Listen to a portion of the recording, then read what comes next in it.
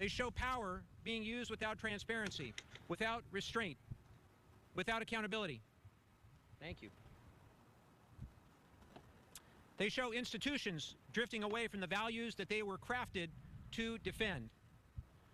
We're here today because this administration has failed to tell the truth to the American people. We're here because it's failed to uphold constitutional rights.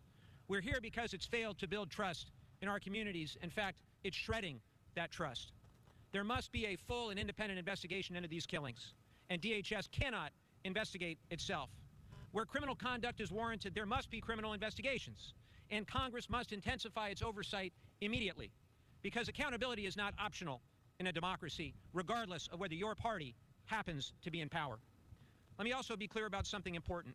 The overwhelming majority of law enforcement officers in this country serve with professionalism, restraint, and honor. Here in San Diego, our local police and sheriffs operate under clear rules. They're accountable to the people that they serve. They don't hide from oversight. That's how public trust is built, and that's how public safety works. Federal law enforcement must be held to that same standard. But right now, under Kristi Noem's leadership, ICE is not even close to meeting that standard. We've seen repeated documented cases of excessive force, mistaken detentions, and enforcement actions affecting U.S. citizens and lawful residents. We've seen oversight delayed, obstructed, and resisted, including right there in that building. It's the predictable result of leadership that has chosen aggression over professionalism, secrecy over transparency, and political obedience over the rule of law. I believe in secure borders. I believe violent criminals should be deported. I believe enforcement matters. That's why ICE was created after September 11th, to protect national security and public safety. But enforcement only works when it is grounded in integrity and the rule of law and public trust. And it must always be paired with humanity. My grandparents came to this country from Mexico as teenagers in the early 1900s. They had no money and spoke no English. They came here with determination and faith in America. They built a small business. They raised 5 daughters. They believed in this country, and their youngest grandson now serves in the House of Representatives. That's how America is supposed to work. And I ask myself whether families like my mom's would even be welcomed in Donald Trump's America.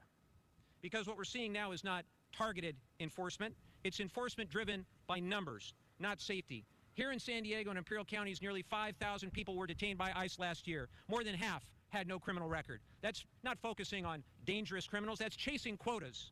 And when agencies are pressured to produce numbers, that means corners get cut, oversight gets blocked, mistakes multiply, and innocent people get hurt. And that's exactly why congressional oversight exists. And I want to say this again. Members of Congress are legally allowed to inspect detention facilities, including this one, without notice. That authority exists to protect human beings in government custody. So when access to this building was delayed again and again, that should concern every San Diegan. And when we finally got inside after weeks of stalling again, most detainees were gone. And that should concern you as well. But instead of fixing these problems, Republicans are trying to hand ICE another blank check.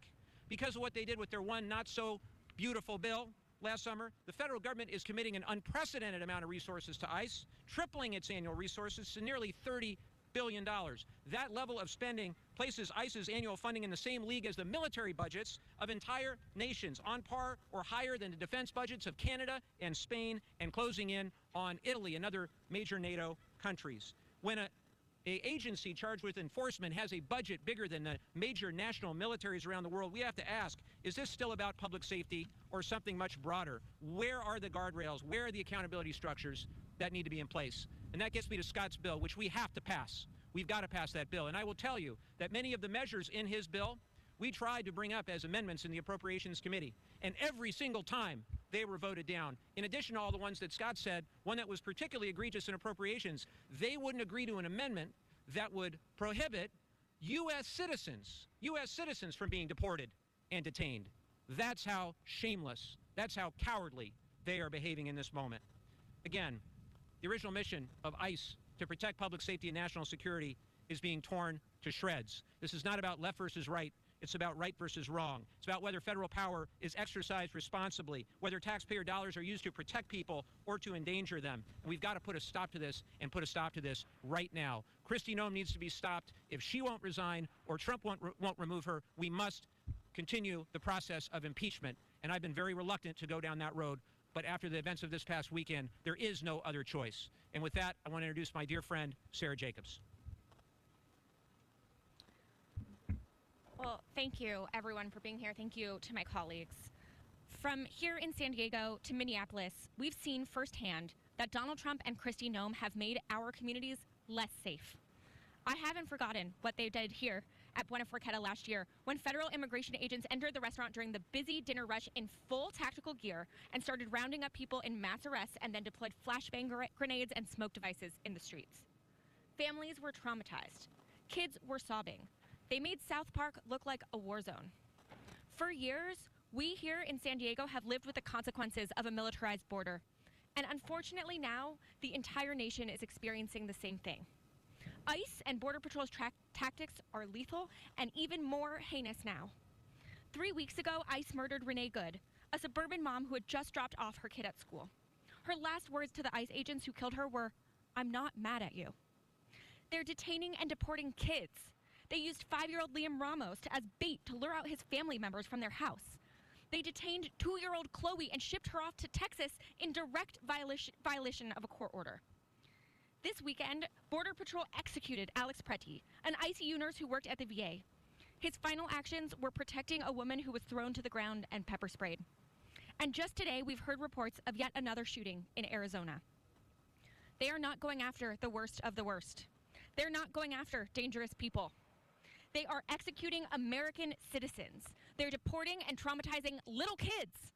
They're shooting people who are unarmed and actually trying to leave the scene. ICE and Border Patrol are on a rampage, and that's why we have to stop them. I'm proud that all of us up here voted against DHS's budget last week because we shouldn't give ICE or Border Patrol another penny. In fact, we need to go beyond that. We need to claw back the $75 billion for ICE from the big ugly bill. We need to unmask this rogue paramilitary force, conduct an independent investigation, and prosecute everyone who has broken the law or violated a court order. But we can't stop there. Kristi Noem should be impeached for instigating, enabling, and encouraging this violence on our streets. And we need to dismantle and overhaul ICE. They've lost any mandate for immigration enforcement, and they've lost all trust of the American people. I've heard from other law enforcement agencies that they were appalled by this type of policing. It's wrong, and as we have experienced, it's dangerous. We won't stand by while ICE and Border Patrol act with such disregard for human rights, human life, and the rule of law. Thank you. Any questions? All right, as you see there, we're listening into these California representatives calling for the impeachment of Department of Homeland Security Secretary Noem, but also speaking out broader on some of the ICE operations that are happening in Minnesota and different parts of the country as well. We're going to slide away for a quick 2-minute commercial break. On the other side, much more on today's top stories and breaking news. We'll also continue to listen in to the last few remaining minutes of that press conference.